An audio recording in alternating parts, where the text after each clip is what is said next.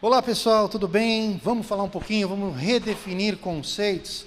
Esse é o objetivo da gente aqui hoje, poder fazer um painel com personalidades do assunto saúde, do ambiente healthcare. O que significa isso? Covid, pandemia, isso mudou muito a vida de cada um de nós e seguramente também mudou organizações que permeiam esse ambiente, né? Os stakeholders da saúde, por assim dizer. Hospitais, planos de saúde, indústrias farmacêuticas, médicos, entidades de classe, todo mundo, de certa forma, que orbita, e muitas outras categorias que orbitam esse ambiente da saúde, acabaram tendo que se reinventar. Como funciona o trabalho presencial, o trabalho remoto, nem tudo dá para fazer de forma remota, mas muita coisa é possível. E como as organizações, as empresas conseguiram, nesse ecossistema, se reinventar e redefinir seus conceitos. E a gente conseguiu trazer para esse encontro aqui no Shopping Pátio Higienópolis, em São Paulo, que gentilmente recebeu o Redefinindo Conceitos, 3 personalidades muito bacanas e que têm muita propriedade para falar sobre saúde. Eu começo apresentando aqui, ao meu lado esquerdo, a doutora Irene Abramovic, ela que preside o CREMESP, o Conselho Regional de Medicina do Estado de São Paulo, e, além disso, tem toda uma trajetória na saúde e que vai poder contar um pouquinho mais como médica e como presidente dessa importante instituição. Também ao meu lado eu tenho o Carlos Figueiredo, ele superintendente de negócios e operações do HCOR, uma importantíssima instituição aqui de São Paulo, mas conhecida nacionalmente. Muita gente vem dos 4 cantos do país para realizar procedimentos pela excelência e pela qualidade que o HCOR traz. E o Carlos vai poder também falar um pouquinho com a gente de como o HCOR tem feito diferença nesse processo com sua equipe e com toda a sua gestão na especialidade que atua e nas demais áreas. E, por fim, mas não menos importante, o simpático doutor Renato, que está com a gente, doutor Renato José Vieira, ele que é o diretor técnico do Hospital Infantil Sabará.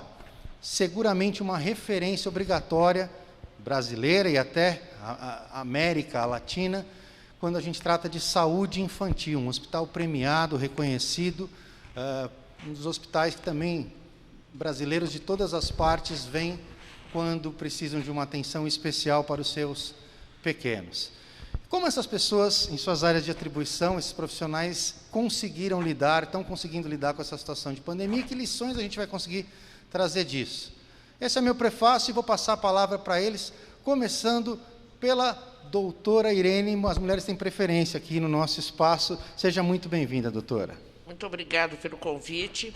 E eu acho extremamente importante. Eu acho que nós estamos vivendo um momento ímpar, porque eu acho que a nossa vida vai mudar. A nossa geral, né? Não é pessoal. A medicina vai mudar e tudo isso. Nós somos atropelados pela pandemia, porque foi muito rápida que ela chegou aqui. Então, o que o Conselho fez? O Conselho é um órgão de ética, ele não é um órgão científico. Nós criamos logo uma comissão uma comissão de Covid e sentimos essa necessidade e começamos a chamar pessoas para fazerem os lives para a gente. Não era para nós. Nós fizemos o primeiro com a doutora Rô, que foi do quadro clínico, que teve 150 mil acessos, explicando para os médicos, para a população, o que era, como se... Não entramos na discussão do tratamento, porque, infelizmente, se politizou essa discussão e se tirou da ciência. Quem é a favor de um governo, quem é a favor de outro, e não é por aí que se passa. Claro. Exame radiológico, permanência, e aí foi. Nós já fizemos, e nós lançamos um livro que, quem quiser, está aberto no site. É um livro virtual sobre Covid, porque a gente achou que não dava para imprimir, porque as coisas estão mudando muito rápido, e a gente acha assim, e o nosso site é aberto. Tá. Não precisa ser médico para entrar. Muito bom. É o site do CRM, está lá. Criamos um hot... Só vou terminar assim. Claro. Um hot site, e também abrimos 2 canais para o médico principalmente no começo, porque não tinha EPI, o médico não tinha proteção. Então, ele ligava para o conselho para a gente ajudar. Então, a nossa fiscalização ia lá, discutia com os diretores técnicos, no sentido de proteção, todo aquele instrumental de proteção que o médico precisa ter. Eu vou pegar esse gancho da senhora, a gente vai falar muito sobre os médicos e o papel importante dos médicos nesse processo, mas a senhora deu um gancho bem interessante, que foi o começo, né? Quando começou a faltar EPI, quando a gente estava entendendo o que estava acontecendo com o Covid, até, de fato, cair a ficha que era uma pandemia que chegaria com força ao Brasil, que nós, aqui em São Paulo, especialmente, teríamos muita dificuldade, né, em função da nossa geografia, da nossa densidade demográfica, enfim, da nossa diferença social. Que moram aqui, né? Isso, enfim. E aí eu imagino que nos hospitais, e aí nós temos 2 colegas aqui que militam, né, vivem um pouquinho, embora em áreas diferentes, mas vivem isso. Como é que foi, Carlos, a chegada, o primeiro momento do Covid no HCOR? Olá a todos, obrigado, prazer estar aqui com vocês no Redefinindo Conceitos. Foi uma fase complexa, uma fase que a gente teve que se adaptar muito rapidamente. A agilidade de entender essa nova dinâmica, ela teve que ser construída do dia para a noite. Então, nós tivemos que nos preparar muito rapidamente, otimizando níveis de estoques, tendo suprimentos para adequar, e toda essa questão dos EPIs, todos os materiais de higienização, de leitos, né? E, no primeiro momento, a gente teve ainda muitas transições, porque o protocolo de tratamento e de enfrentamento, até de preservação dos colaboradores, ele também foi sendo adaptado e evoluído muito rapidamente. Então, nós tivemos que, nós até nos antecipamos a muitas recomendações do próprio Ministério, inicialmente, que dizia, não, só os profissionais da saúde que têm contato com o Covid que precisam usar EPI. Nós não, nos antecipamos às recomendações que estavam vindo globais e do nosso Ministério da Saúde também, e nos preparamos, não, todos os colaboradores têm que estar preparados, têm que estar devidamente protegidos e paramentados para o atendimento, né? Então, foi um momento muito complexo, e aconteceu de forma muito rápida, né? Nós viemos até a segunda quinzena de março com uma velocidade normal de operação, e a gente entra na terceira semana com caos, com fechamento de tudo, todas as operações, até a questão do transporte do colaborador, né? Onde esse colaborador, como é que ele ia chegar ao trabalho. Nós tivemos que disponibilizar transporte, veículos para irem buscar os colaboradores em casa, até hospedagem para os colaboradores a gente ofereceu num primeiro momento, fizemos parcerias com hotéis para que a gente não tivesse dificuldades e não tivesse que encerrar as operações. Então, foi um momento muito complexo que a gente teve que se adaptar e se reinventar muito rápido, e ainda estamos nos reinventando diariamente. Ainda é um momento que está nos trazendo ainda muitos desafios todos os dias. Nós vamos querer saber, você falou desse primeiro panorama, aí, essa fotografia do início, e depois a gente vai querer saber como está hoje e como é que funcionou essa dinâmica do paciente que já estava com o procedimento agendado e se teve muita remarcação, cancelamento, como que chegava esse paciente, enfim. Mas, olha, tem um capítulo que me interessa bastante. Eu sou pai de gêmeas, 2 pequenininhas, 2 mocinhas lindas, e tem muita gente que está acompanhando que tem filhos. E o Hospital Sabará é referência. A gente ficou muito preocupado, a gente estava torcendo, com toda a franqueza, doutor Renato, para que os nossos filhos, né, não precisassem acessar os equipamentos de saúde justamente por isso, né? Da mesma forma que as escolas tiveram as aulas interrompidas, entendendo também que as crianças, por mais que não sejam o público de risco, né, mas ao mesmo tempo podem ser transmissores, né, do vírus e de tudo isso, a gente estava torcendo para que elas não ficassem doentinhas. Como é que foi isso, né? A sua saudação, e como é que foi isso? Como é que foi também esse primeiro momento lá no Hospital Sabará? Perfeito. Bom, primeiro, parabéns aí pelas gêmeas, né? Acho que é sempre uma bênção ter 2 crianças em casa. O Hospital Sabará, assim como todo serviço de saúde, teve que ter uma adaptação bastante rápida e profunda. Eu separaria um pouco as fases entre uma fase de resposta, que foi quando a crise chegou e você tinha problemas muito básicos para serem resolvidos. A equipe vai ter EPI, equipamento de proteção individual, como que eu garanto a segurança da pessoa que está aqui dentro? né? E situações, por exemplo, como o Carlos falou, não vai ter transporte, não vai ter refeitório, você não tem restaurante, os restaurantes fecharam, onde é que as equipes de saúde almoçam? E isso exigiu, acho que, um fôlego do serviço de saúde que se prestaram a fazer uma adaptação correta muito grande.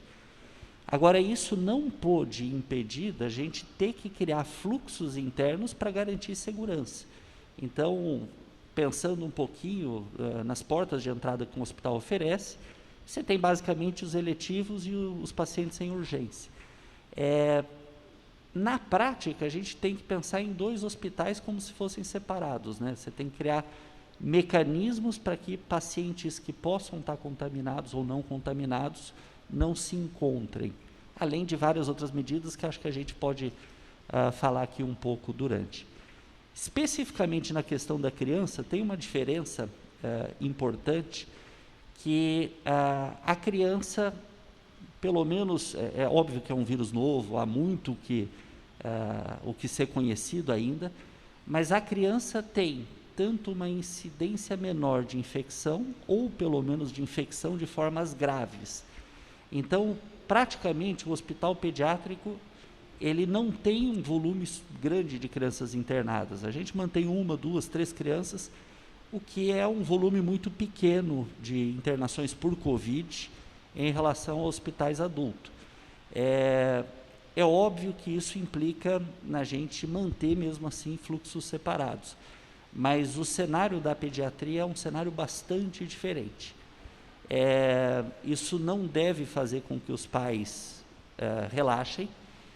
Existem formas um pouco mais raras que podem ser um pouco mais graves, mas o nosso problema que a gente viu, e esse também é um tema que acho que é muito delicado no serviço de saúde, tanto serviços de adulto como criança viram casos que precisavam do acesso ao médico e não foram.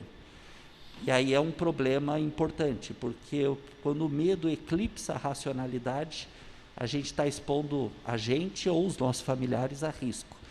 Então, é uma balança delicada, sem fórmulas prontas.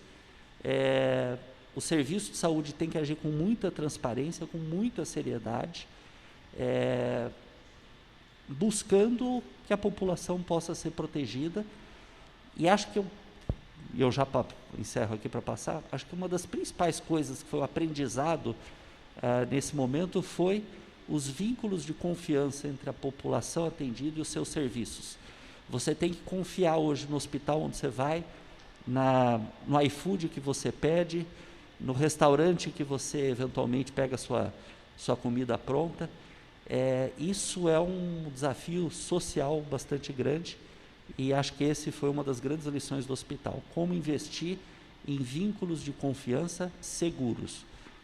Muito legal. Enquanto você falava, a gente assistia um pouquinho das imagens do Hospital Sabará, de toda essa energia, essa alegria que um ambiente com tantas crianças e, obviamente, tantos profissionais vocacionados para trabalhar com esse público tem, e é muito bacana, e a gente quer que muito em breve a gente, com a vacina e com tudo que possa advir, a gente possa passar por esse cenário e ter também de volta o sorriso de todo esse pessoal que, queira ou não, a gente está todo mundo um pouco tristonho, um pouco apreensivo com os próximos dias, e o objetivo da gente no programa é tentar passar boas lições. Doutora Irene, a senhora, como presidente do CREMESP, ou seja, concatenando todo esse ambiente médico, porque o médico, queira ou não, é sinônimo de acesso à saúde, a promoção efetiva à saúde, né? A senhora, como presidente do CREMESP, estava comentando das lives e de como o CREMESP se comunicou com a sua comunidade de forma responsável, de forma remota. Eu queria entender um pouquinho mais disso, quer dizer, os médicos estão aderentes a esse tipo de situação, de receberem informações por canais remotos? A gente foi, todo mundo, durante a pandemia, pego de surpresa. Como o CREMESP se organiza, como ele enxerga, e como a senhora, pessoalmente, também enxerga essa questão de poder estar se comunicando, eventualmente até de estar fazendo consulta à distância. É um caminho? Isso funciona? É válido para agora? Conta para a gente um pouquinho do seu posicionamento. Só que você juntou 2 coisas. 2 questões. 2 questões importantes. Pela ordem. Uma é a informação para uma pessoa. Perfeito. Outra coisa é consulta médica. São coisas completamente diferentes.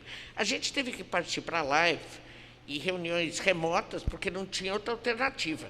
As pessoas estão em casa, não estão vindo, não tem avião, não tem ônibus, não tem... Então, se partiu. E é isso que eu acho que é uma coisa irreversível no Brasil. Eu acho que a gente foi pego de surpresa, mas ficou irreversível. A comunicação remota é irreversível, inclusive... Não para o paciente, isso é outra coisa. Mas para o médico, perfeito. Porque você monta um curso com 3 telefonemas, com custo zero, porque a pessoa pode estar em Paris, outro em Londres, é meia hora, 1 hora de fala e acabou, né? Não precisa se locomover, organizar agenda e tudo mais. Tanto que a gente, se entrar em qualquer site, tem lives que não acabam mais, né? É verdade. Porque algumas muito interessantes, algumas muito boas, outras não dá nem para acompanhar. Agora, quanto à telemedicina, é outra história, não tem nada a ver com isso. A telemedicina, ou tem o nome que tiver, aí é uma coisa mais complicada. Perfeito. Porque uma coisa é, por exemplo, eu sou neuropediatra, né? Então, tem um médico pediatra que está em algum lugar e quer me ouvir, está com uma dúvida. Isso é uma coisa. Agora, para atender doente, a gente tem muitas dúvidas, principalmente na primeira consulta. Claro. Eu não consigo admitir que eu vou atender um doente que eu não estou vendo e ele não está me vendo. Eu tenho muita dificuldade, porque eu acho que a relação médico-paciente é fundamental. É algo a ser feito com muito cuidado, com muitas reservas, e não cabe, decididamente não cabe para tudo. Você ter o teu paciente que piorou uma coisa, ele te liga para mudar o remédio, ou mudar, mas já é teu paciente, você já tem um vínculo, você já conhece, você já examinou, né? É uma coisa. Eu acho que essa coisa vai ser uma grande discussão no país, porque está se oferecendo aí pelos planos, não é pelos planos de saúde só. Não, tem banco, tem... Está no business da saúde esse novo modal da consulta remota. E a gente não sabe nem quem está do outro lado. Tá. Minha grande preocupação é quem está do outro lado do computador. Tá. Porque a gente que tem vivência médica, às vezes o paciente não gosta de mim, ou não bate, ele quer mudar de médico, tudo bem. Agora, numa coisa distante, como é que eu vou examinar? Pelo amor de Deus, eu não consigo examinar, eu não consigo imaginar que eu vou tirar uma história e vou examinar à distância.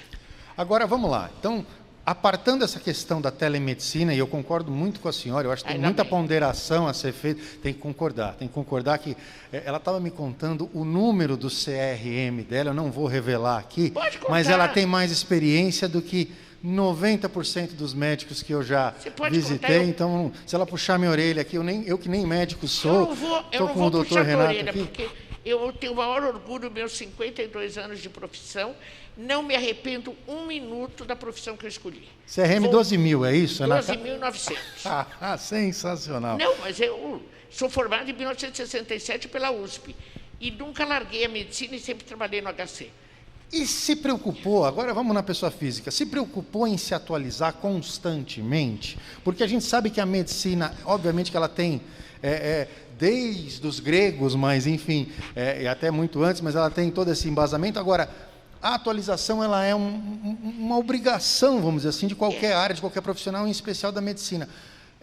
A senhora que está dando esse feedback para a gente, de ter sido formada na década de 60, como é que é a atualização para a senhora? Digitalmente, a senhora é uma pessoa ativa, a senhora vê seus colegas, conta um pouquinho desse ponto. Não, assim, quem trabalha em hospital e escola, isso é muito mais fácil. Eu acho que se eu trabalhasse sozinha num consultório, seria muito mais difícil. Claro.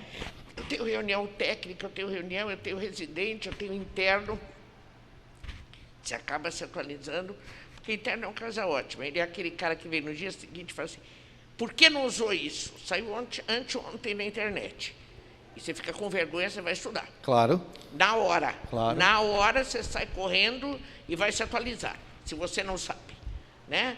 Então, assim, esquece o Covid, porque o Covid foi um baile para todo mundo, ninguém sabia nada, nós fomos pegos de surpresa desde que saiu da China. Ainda tem muita dúvida? Não, Não existe. nós soubemos da China, a gente começou a tomar mais cuidado quando caiu na Itália. Daí que a gente... Sim, a luz vermelha acendeu, a luz amarela acendeu na Itália. E aí foi aquele coisa, corre para comprar respirador, corre para... E assim, eu acho que faz parte da medicina. Eu estou vendo um doente aqui, eu não preciso me obrigar a me atualizar. Eu vou, porque se eu quero ajudar, eu tenho que me atualizar. É uma doença que eu não sei o que é. A senhora que enxerga um pouco da comunidade médica, sendo presidente do CREMESP, o médico hoje, ele é um médico digitalmente incluso? Eu digo assim, não só, obviamente, nas ferramentas mais simples, mas ele é um médico que acessa por canais digitais, ele respira bastante isso. É um corte importante. Obviamente que tem profissionais que estão na vanguarda e tem outros que são mais refratários. Mas o corte, a média... A geração... Porque como cresceu muito o número de médicos jovens, porque com esse número de faculdades que foi abrindo, quando eu me formei tinha 4 faculdades. Agora tem 67 no nosso estado. É outro capítulo para um bom papo. Não. Então, esses meninos, para eles, ao contrário, se der um livro, eles não sabem o que fazer, né? Eles vão ler no celular Perfeito. ou em qualquer outra coisa. Então, assim, eu acho que não há problema. E a gente vê nos lives e nas coisas, as pessoas acabando aprendendo. Nós estamos fazendo reunião plenária, reunião por teleconferência, porque nós temos um conselheiro que mora em Presidente Prudente, não tem como chegar até aqui. E funciona, e vai. Vai. Perfeito. No começo a gente penava para pedir a palavra, como é que faz, como é que não faz, mas depois você vai aprendendo. Depois você acertou. E eu sou conselheira federal também. Nós temos julgamentos no federal e que a gente levanta a mãozinha lá naquele coisa. Sim. E todo mundo aprendeu. A minha Câmara é um cara de Pernambuco, um cara do Amapá, do Rio Grande do Norte e eu. Não tem jeito, vai ter que ser desse jeito. Tem que ser assim. E cada um de nós, sabe, eu acho que a gente aprende. Isso a gente aprendeu. Agora, quanto à medicina, eu tenho muita restrição, Perfeito. exceto para uma consulta. Quer dizer, um pediatra quer saber alguma coisa para um dermatologista, médico para médico, né? Tá, perfeito. Aí eu não tenho problema. Se for um aconselhamento, uma mentoria ou um diagnóstico compartilhado, tudo bem. Com uma dúvida. Mas examinar, fazer aquele exame presencial que você tem olho no olho, de repente até entender razões de somatização, todo um contexto. Isso, só para terminar, isso tem tido muita reclamação de médicos. Tem médicos, eu não vou dar o nome das firmas nem nada, que transformaram tudo em telemedicina, e ele diz assim, olha, eu faço tal especialidade, eu estou tendo que fazer o exame para anestesia, se pode anestesiar um cardiopata. Não é minha área, eu não tenho nada, eu não consigo nem ver se ele tem edema. Imagina. Não dá para fazer isso. Como é que eu vou dizer que ele pode operar ou que ele não pode operar? Eu não estou nem vendo ele. Então, isso nos preocupa muito. E nos preocupa, só vou terminar, claro. Nos preocupa também quem vai estar do outro lado. Claro. Quem é que está do outro lado, ou vai ser só um checklist e vai ter um computadorzinho também fazendo... Claro, sim. Então, assim, isso nós vamos ter que discutir.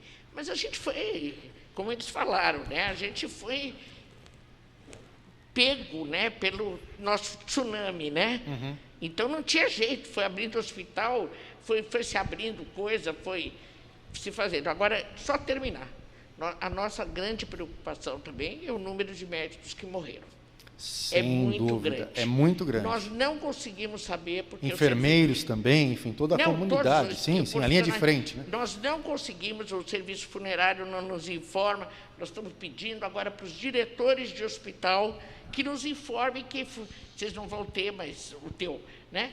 Quem foi internado e quem era médico e como ficou, como saiu e tudo mais. Enfim. Fora que tem uma preocupação que ainda ninguém está sabendo. Ainda, né? Quais vão ser as sequelas a longo prazo? Perfeito. Nós estamos todos perdidos. Carlos, pegando o gancho da doutora Irene, obviamente que você, como homem de negócios do hospital, né, que está acompanhando de perto a gestão e está promovendo ali relações, negociações que de fato tragam mais soluções para o paciente, transformem o HCOR ainda em mais referência do que ele já é. Você contou desse primeiro momento. Como é que foi? Vocês também tiveram um trabalho remoto, né, com relação à equipe? Não vou dizer do médico que precisa atender o paciente, que precisa estar lá na cirurgia, a equipe. Como é que vocês se alocaram mais para agora? Quer dizer, o primeiro momento você colocou toda essa situação de novidade, como faz, onde hospeda, como transporta, enfim. Mais para perto do agora, ainda tem o trabalho remoto, isso funcionou, isso vai ser perene, e também depois na sequência, se quiser emendar, já pode comentar, por favor, também, Renato, com relação ao Sabará. Como é que a gente tem lições do que está acontecendo do ponto de vista do elemento humano e também, se puder aproveitar, falando um pouquinho do business, né? Parou um pouquinho, o que estava em cima da mesa ficou em hold, vamos tentar ver de novo depois, dá uma atualizada mais agora para esses últimos tempos. Obviamente, no primeiro momento, né, após aquele susto todo, a gente teve que pensar em como se organizar e as equipes também como atuarem, né? E houve a necessidade de se manter o distanciamento social, né? Então a gente não podia mais fazer reuniões com grandes equipes e a gente passou a usar muito o sistema de reuniões por vídeo, dentro dos junto com os nossos times, e o incrível é que isso, na verdade, nos aproximou, porque apesar de estarmos distantes fisicamente, a gente conseguiu reunir muito mais pessoas em reuniões pela manhã, de alinhamento, de transparência, de discussão com todo o corpo clínico, todo o corpo de colaboradores, reuniões de mais de 200 pessoas num horário da manhã para discutir. E no começo foi um comitê que tinha reuniões diárias do Comitê de Contingência do Covid, que reunia colaboradores, gestores, médicos, todo mundo lá discutindo quais eram as mudanças que tinham que ser implementadas. Então, apesar da necessidade do distanciamento social, vieram novas práticas, e algumas equipes das áreas administrativas ainda mantêm um regime de home office parcial, e a gente entende que isso é vantajoso para todo mundo, é um modelo que veio para ficar. E esse sistema de fazer reuniões virtuais, ele acabou aproximando e integrando muito mais a nossa comunidade, o nosso hospital, as pessoas que trabalham no hospital, né? Outro aspecto muito interessante também é que, assim como o Renato mencionou, a gente teve que se reinventar na forma com que a gente entrega o serviço ao nosso paciente. Os pacientes, de fato, tiveram medo, estão com medo até hoje de ir ao hospital. E a gente começou a perceber um fenômeno que mesmo os pacientes muito graves, um paciente infartado ficava em casa até o último momento. E ele só chegava no hospital já numa situação, num quadro muito crítico, né? Uau! Isso fez com que a gente tivesse que se reinventar. Então nós temos hoje, assim como o Renato mencionou, 2 hospitais funcionando. Nós temos um hospital Covid e um hospital que a gente chama, que é um hospital que atende, a gente chama Hospital da Síndrome Gripal, e um hospital que a gente chama HCOR Mais Seguro. O Hospital HCOR Mais Seguro, ele tem fluxos completamente apartados. O paciente que vai fazer um procedimento cirúrgico no HCOR, ele é previamente submetido a um exame de teste Covid, o teste PCR-RT. Toda a equipe médica é acompanhada, todos os profissionais, todo esse fluxo é separado e todo o protocolo de segurança foi implementado para que a gente possa garantir essa tranquilidade. Isso desde a porta do pronto-socorro até a internação eletiva, até os procedimentos cirúrgicos mais complexos. Então, a gente mantém uma operação separada, UTIs separadas, elevadores separados, acessos separados. Então, a gente tem 2 hospitais funcionando hoje, né? Eu posso hoje ir ao HCOR para fazer a minha ou consulta ou o meu procedimento, caso eu não seja portador de Covid, ou se for, eu vou ter ali, então, 2 operações separadas. Apartadas, equipes separadas, processos e fluxos separados. E, além disso, nós tivemos também que, já que o paciente tinha medo de vir até o HCOR, nós tivemos que ir até o paciente.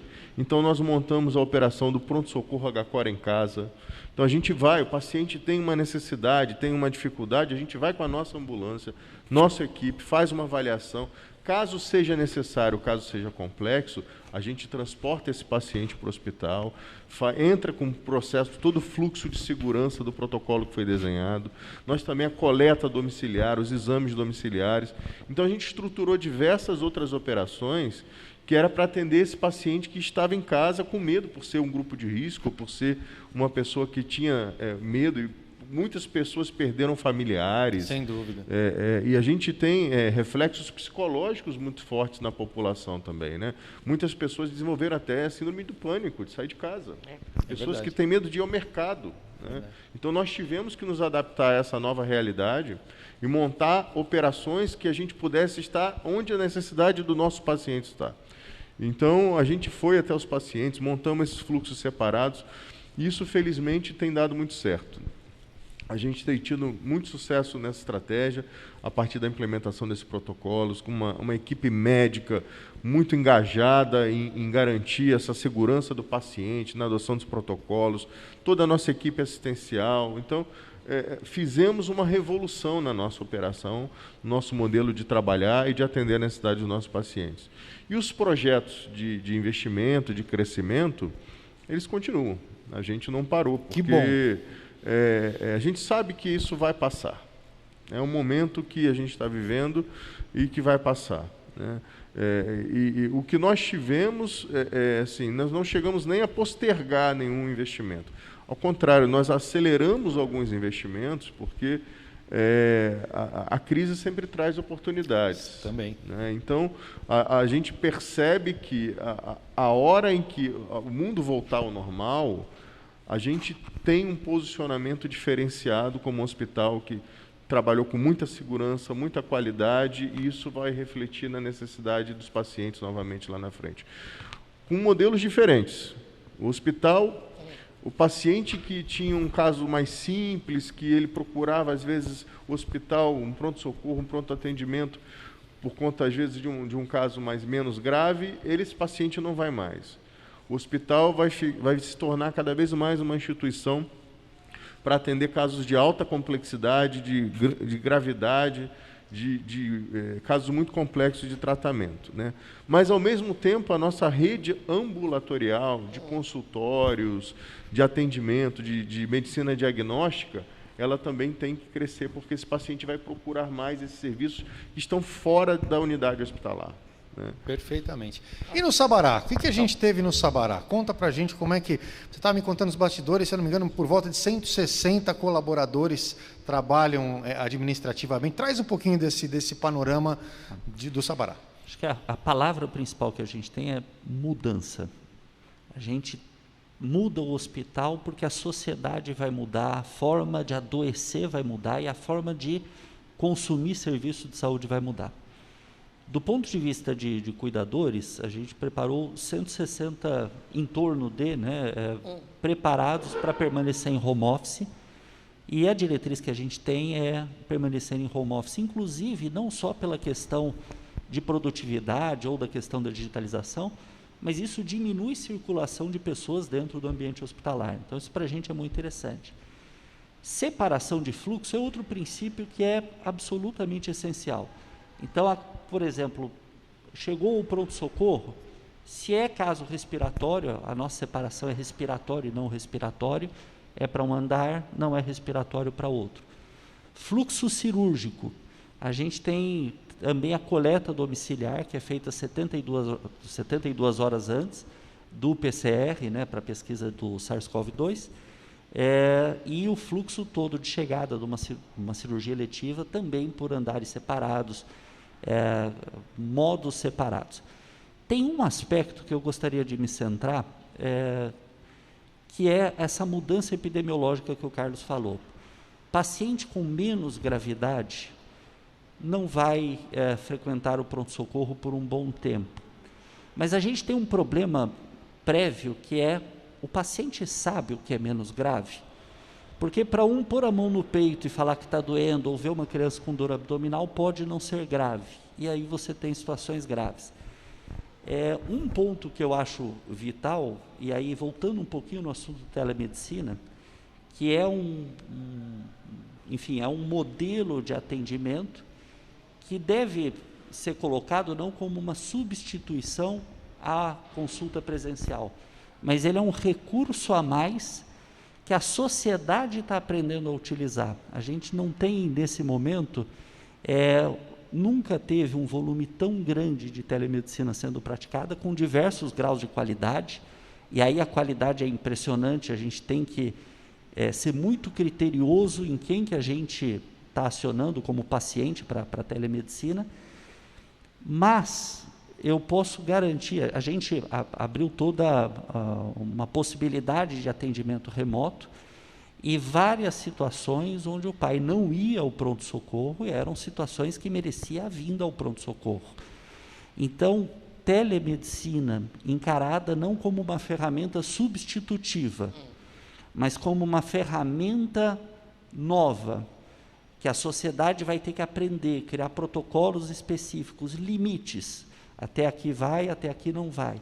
Isso vai salvar vidas. E eu não tenho dúvida, inclusive pela experiência que a gente criou com a telemedicina na urgência dentro do Conceito Sabará. Eu acho que essa nova forma, essa nova ferramenta digital vai evoluir para serviços com protocolos específicos. Claro. Não dá para usar os mesmos protocolos da consulta presencial na telemedicina, mas é importante a sociedade estar aberta, que essa é uma possibilidade real e muito concreta. Por favor, Carlos. Esse assunto do paciente não ter conhecimento da complexidade, da gravidade, ele é de fato algo que nos preocupa muito. Mas mesmo os pacientes graves também têm muito receio de procurar o hospital, né? Nós tivemos casos de pacientes oncológicos que simplesmente abandonaram tratamentos e quando foram retomar o tratamento, a evolução já estava em estados avançados e que a possibilidade terapêutica de cura ficou bastante prejudicada em função disso. Então, é muito importante que as pessoas que estão em casa com medo, a gente entende, mas que elas saibam que os hospitais estão preparados para dar o atendimento seguro e qualificado necessário.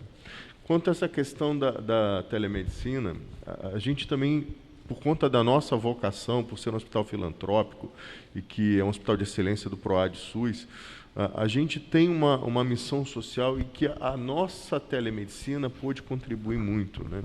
Nós usamos o recurso da telemedicina para apoiar diversas comunidades, diversos hospitais, nas mais diversas regiões do Brasil, Norte, Nordeste, Centro-Oeste, Sul. Então, nossas equipes têm reuniões diárias com equipes que estão na linha de frente, dentro da UTI, atendendo os pacientes, ajudando a estruturar o protocolo, através da telemedicina, através da participação, do desenvolvimento conjunto, ensinando os protocolos, ensinando o manejo adequado do paciente, ensinando como dar o tratamento adequado.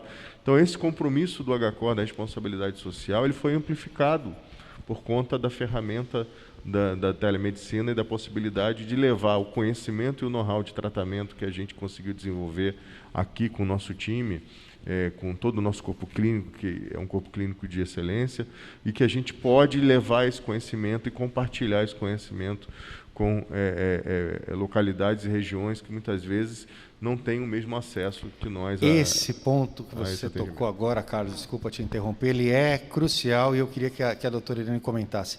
Acesso à saúde. Nós estamos num país de dimensões continentais, realidades completamente distintas, sejam até de saneamento básico, mas climáticas, de densidade demográfica, de poder aquisitivo, enfim.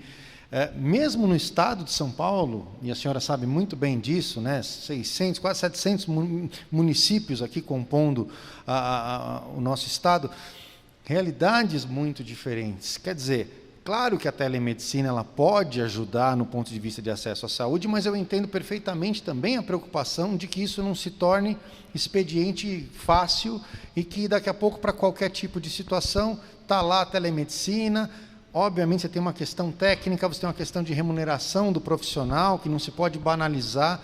É caro formar um médico, caro em todos os sentidos. Envolve investimento universitário, né? Envolve investimento em residência, dedicação. Médico quase que não é mais profissão, é vocação, né? O médico, ele é médico. Se você tiver um problema, for precisar de um médico de madrugada, vão tocar teu telefone, né? Outras profissões não é assim. A minha profissão não vai ser assim, não vão me chamar de madrugada para pagar um incêndio, vamos chamar assim, de saúde. O médico não. Então, precisa se valorizar, e aí a gente poderia entrar no tema do professor e de tantas outras profissões que mereciam mais valorização. Mas, para passar a palavra para a doutora Irene, acesso à saúde.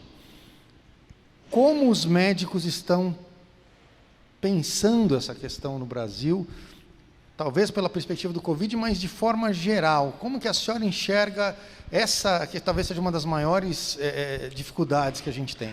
Eu acho que são duas grandes dificuldades. Uma é o acesso à saúde e a outra é a má remuneração do médico e a falta de uma carreira do médico. Juiz não falta nesse país, porque você começa num lugar e vem vindo. Promotor também. Nós ficamos na mão do prefeito de plantão. Mudou o prefeito, demite todo mundo, muda tudo. Então, essa coisa de todo mundo ser PJ e tudo mais, para não ter vínculo, é muito ruim, né? Quer dizer, você não tem um corpo clínico de um hospital. Eu estou falando de um que eu faço parte, quer dizer, o HC tem o seu corpo clínico. Só das clínicas, o maior complexo hospitalar, quase que do lado esquerdo do mundo, da parte de baixo. É por isso, quer dizer, a gente faz, é concursado. Então, assim, isso são problemas. Mas, por exemplo, essa pandemia mostrou a importância do SUS. O SUS foi extremamente importante, como nunca tinha sido, né? Quer dizer, se viu que o serviço público, seja prefeito, seja municipal, estadual, federal, não estou dizendo de... Foi extremamente importante. Os hospitais de campanha são todos. Que seja de OS, não estou... Mas começou a mudar um pouco isso. Agora, o que os colegas falaram é isso mesmo, né? Quer dizer, o paciente estava com medo. E não é só o paciente, os médicos também. Os primeiros médicos que me ligaram foram pediatras. Um deles me ligou e disse, olha, eu tenho 73 anos, eu não posso atender criança, porque lembra que no começo a criança é a contaminadora, tarará, tarará. Ele disse, como é que eu vou atender? Agora, eu vou ficar na teleconferência, eu vou pagar a conta como depois? Mesmo com os meus pacientes. Então, isso eu acho que mexeu com tudo. Eu acho que essa pandemia mexeu com toda a nossa lógica, com toda o nosso trabalho. E muito vai mudar. Agora, deixa eu só falar aqui em cima do que eles falaram. Por favor. O Conselho, nós também fizemos isso. Nós não fechamos o Conselho, porque a gente tinha uma preocupação de não fechar durante uma pandemia. Mas nós demos garantia, funcionamos com metade dos funcionários, ou menos que a metade, com acrílico separando, com, por exemplo, os meninos que vão se registrar. Não vem tudo de uma vez, tem que agendar, que é para evitar o acúmulo, né? Porque também a gente tem que regularizar a vida deles, claro, né? Lógico. Eles estão se formando e a gente quer que eles caiam. Então, assim, e também a gente providenciou táxi para os funcionários, para exatamente não pegar condução, porque são todas as coisas que vão, você vê que são iguais, né? Porque senão você vem no metrô, vem no ônibus, vem não sei o quê, não adianta nada, né? Você protege lá dentro, né? Então, assim, foi uma coisa... As delegacias nós fomos fechando, não sei o quê. Agora que nós... E os que podia ficar em serviço domiciliar, porque aí depende muito do que você faz. Claro. Né? Nem todo mundo pode pelo tipo de serviço. Claro. Quer dizer, quem recebe documento tem que estar lá na porta, não tem tem dúvida. jeito. Né? Então, assim, para dar carteira, para reconhecer. Porque, de repente, se abriu muito emprego para médico provisório, né? Esses hospitais de campanha. Então, assim, eu acho que a gente vai ter que rediscutir todo esse acesso, porque nós temos, eu vou chamar assim, um equívoco, talvez, na construção, né? Quer dizer, o paciente não vai na rede básica, ele vai no pronto-socorro, porque ele é atendido no pronto-socorro, onde é dado o sintomático, não é feito o diagnóstico. Então, assim, nós temos que começar a vincular as pessoas ou ao médico de família ou à rede básica, que essa é que encaminha no que precisa para um hospital terciário, né? Então, isso eu acho que a gente vai começar a mexer quando acabar a pandemia, que a gente possa pôr a cabeça no lugar, né? Então... Eu vejo assim, tem muita coisa que a senhora apontou que se couber minha opinião pessoal. Primeiro, eu acho o SUS um sistema fantástico. Eu também. Né? O SUS tem que ser valorizado. Né? A gente tem esse inconsciente de que o que é público não funciona e não presta, e o que a gente paga tem valor. Não é assim. Claro que a gente tem realidades diferentes, mas o SUS ele é uma conquista, é algo que a gente tem que batalhar, batalhar e batalhar. Batalhar para ele ser melhor. Exatamente, para ele ser melhor. Né? Ainda mais num país como o nosso. né? 5.500 e poucos municípios, enfim. Segunda coisa que a senhora falou, o médico tem que ser valorizado.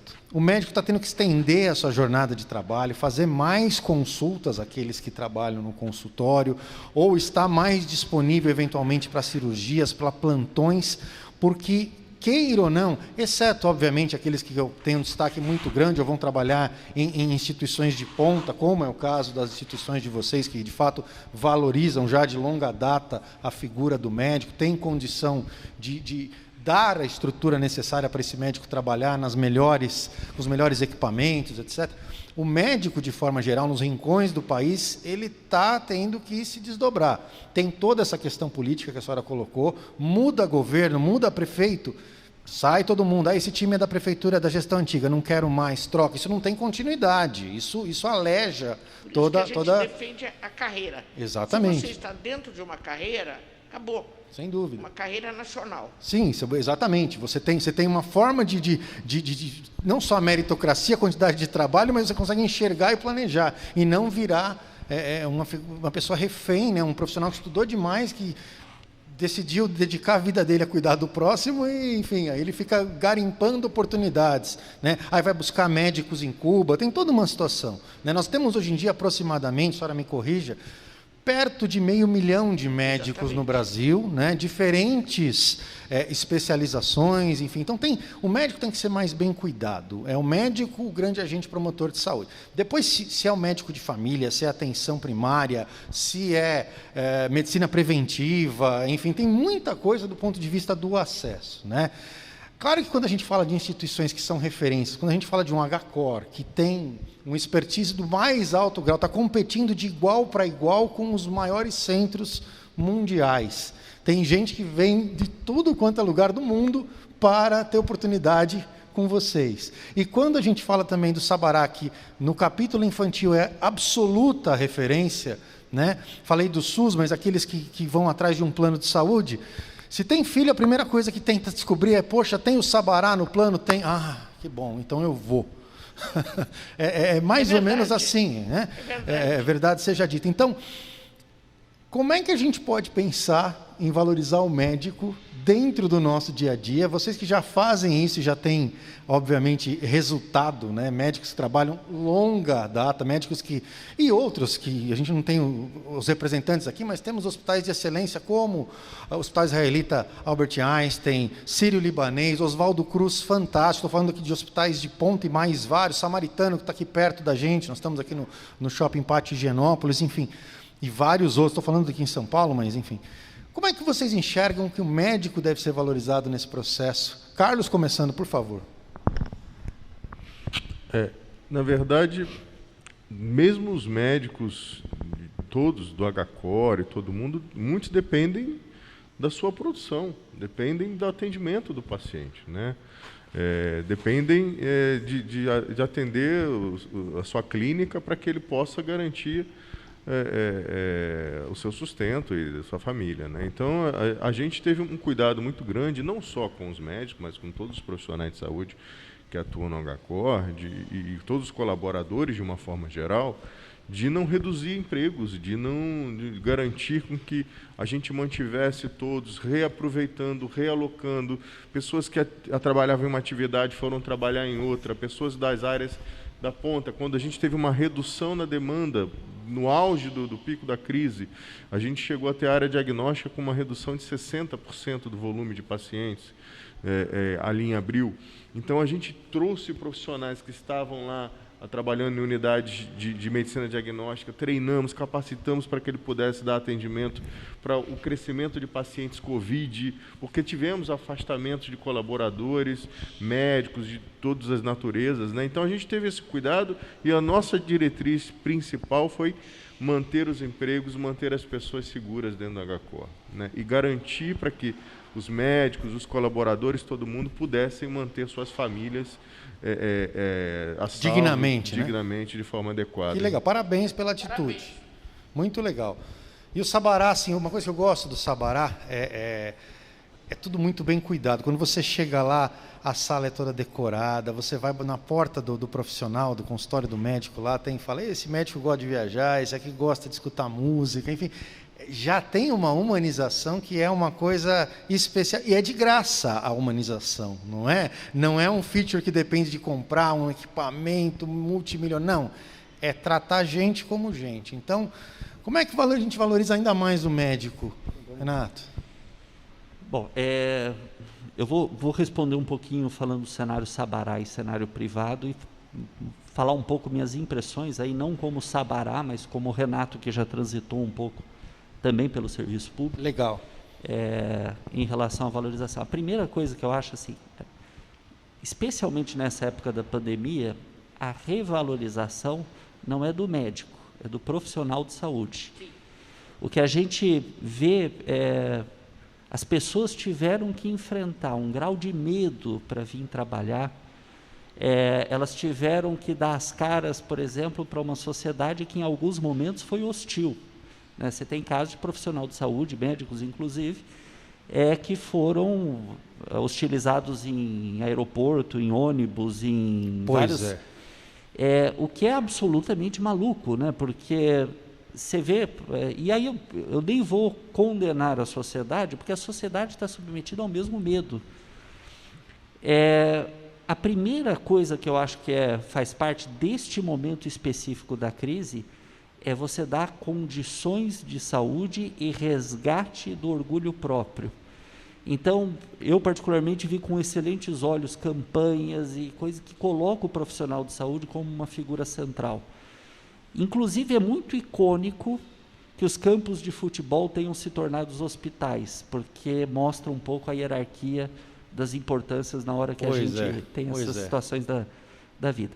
Então, assim, do ponto de vista profissional, local, nossa diretriz também foi manter empregos, manter pessoas, lutar para que o impacto econômico disso não nos colocasse numa situação difícil de precisar realizar demissões, como várias outras empresas tiveram. Também resgatar condições de atendimento. Então, houve todo um trabalho para mostrar para o profissional, olha, você vai atender em condições, com EPIs adequados, com a estrutura adequada, com orientações adequadas ao cliente, porque essa é a hora, eu retorno àquilo, os pactos têm que ser de confiança, a sociedade tem que confiar no serviço, e o serviço tem que confiar na sociedade, que ela é capaz um pouco de resgatar. Do ponto de vista de estrutura pública, aqui não é o Sabará falando, que extrapola a competência do próprio hospital, claro. Um pouco da minha... Eu acho que, assim, tem uma questão salarial importante na parte médica, mas a gente vive num país onde questões salariais são importantes. Sem o salário dúvida. de um enfermeiro, em geral, é 1/3 do salário de um médico. Pois é. Então, também tem uma crise de multiprofissional. E estrutura básica de saúde precisa de equipe multiprofissional. Então, estruturar PSF, estruturar a NASF, exige um esforço multiprofissional grande. Agora, a questão da carreira é fundamental. Por quê? Um profissional jovem médico, ele sai ganhando um salário que não é ruim se ele é solteiro e início de vida. Mas esse salário não cresce. Ele faz pós-graduação, ele faz o mestrado, doutorado, e o salário mais ou menos é chapado, o que é uma aberração do ponto de vista de estruturação de carreira. Esse é um momento que a sociedade vai enfrentar. E outra, a pandemia não acabou, ela vai continuar. A sociedade vai precisar se unir. A gente vai precisar ter mais diálogo do público com o privado, tem que ter mais diálogo do profissional com o não profissional, da imprensa com... polarizações nesse momento são indesejadas. Muito legal, eu te agradeço muito, a gente está fechando aqui o nosso bate-papo, tem tanta coisa que daria para falar, muito gostoso bater papo aqui com a doutora Irene, que é muito, muito simples no seu jeito de falar, muito enfática nas suas ponderações e muito verdadeira, né? Gente assim é gente bacana de ter perto. Também os colegas que são craques e se não fossem não ocupariam tão distintamente as posições que ocupam em organizações tão emblemáticas como são. Muito obrigado pela tua presença, Renato. Muito obrigado pela tua presença, Carlos. E também muito obrigado, né, doutora Irene, por estar aqui. E é uma questão que a gente não fecha, né? O que a gente vai levar de lição? Eu queria, em uma frase, para a gente poder fechar, que realmente o nosso tempo estourou, em uma frase, que legado a gente pode levar dessa situação Covid? Seja na organização, ou seja para a vida, ou seja para o setor, para os médicos, para os colaboradores da área hospitalar, enfim. Uma frase de cada um, começando pela doutora Irene. Pode ser a senhora primeira de novo? Que nós temos profissionais de saúde altamente gabaritados.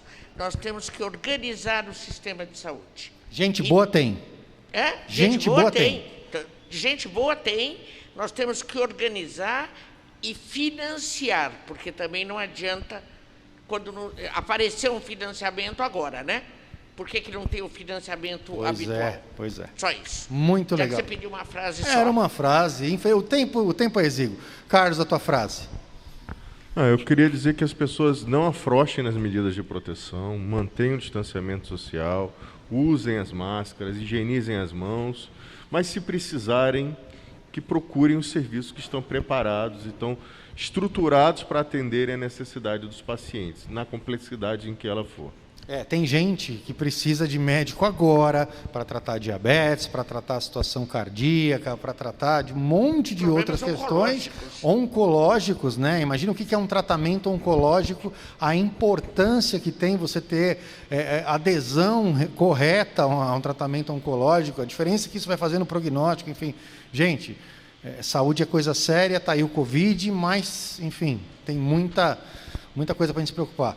E a tua frase final, por favor, Renato? Acho que a sociedade tem uma série de escolhas a fazer daqui para frente. Como reabrir, escola, comportamento básico de saúde, investimento no serviço público. Essas decisões exigem diálogo sensato, baseado em ciência e sem polarização. Eu acho que a mensagem é: a sociedade precisa se unir para dar respostas efetivas a essa crise. Muito obrigado, muito legal a tua ponderação, aliás, a de todos. Queria agradecer especialmente ao Shopping Pátio Higienópolis, que está recebendo o nosso time aqui com toda a condição sanitária, de vigilância sanitária, de segurança, medição de temperatura, álcool gel à disposição. Estamos de máscara aqui, porque tem que usar a máscara, não é brincadeira, é sério, né? Higienizamos todos os equipamentos para estar aqui, e o shopping está aberto, está funcionando dentro dos horários, você vai acompanhando o que vai acontecendo conforme os boletins que os órgãos governamentais passam, mas o shopping está aberto, está funcionando, se eu não me engano, hoje, de meio-dia até às 22 horas, né, às 10 da noite, ininterruptamente. Venha, não está tendo aglomeração, as pessoas estão sendo bem orientadas, existe todo um receptivo e, enfim, vamos tentar gradativamente, né, com muita prudência, com muita parcimônia, poder tocar a vida adiante. Esse foi o Redefinindo Conceitos. A gente não fechou nenhuma questão aqui hoje, a gente recebeu grandes personalidades para poder debater um pouquinho com a gente. Muito obrigado pela tua audiência. Claro que pode agradecer, a senhora pode tudo. Eu queria agradecer muito, porque foi um debate extremamente interessante. Você levantou problemas maravilhosos para se pensar e a gente compôs, né? Quer dizer, cada um na sua área. Parabéns. Em nome da nossa equipe, eu fico lisonjeado de ouvir esse elogio da presidente do CREMES, que representa os médicos do Estado de São Paulo, e também a senhora que milita no Conselho Federal de Medicina também. Desafio grande, hein? Força nessa luta. E sou paciente de risco. É verdade. Muito obrigado por estar aqui prestigiando e dando essa palavra de apoio.